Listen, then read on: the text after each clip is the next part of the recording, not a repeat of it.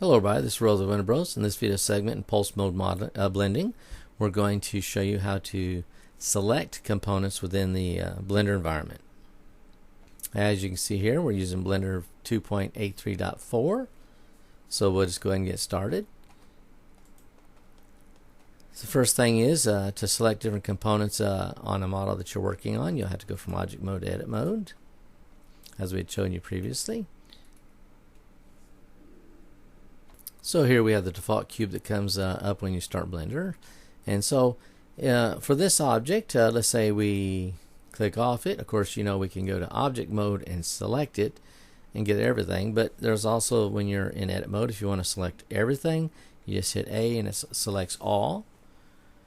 Then for some of the different individual components, you can select them one at a time.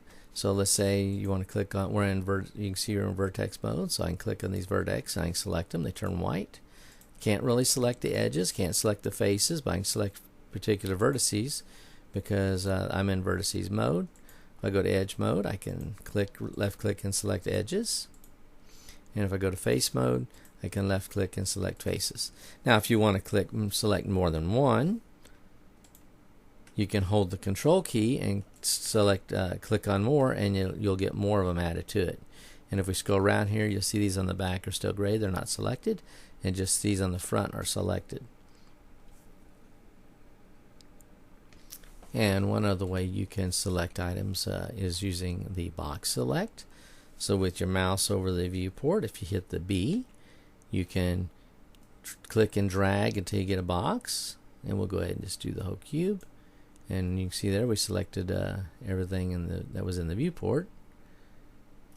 So if you were going to, if we want to unselect everything, and by clicking off in the distance, and let's just say we wanted to select these two vertices here and here, of course we could do shift select, but we could also, again, we could do the box, click and drag and select those two and let go, and we'd have those two particular vertices selected.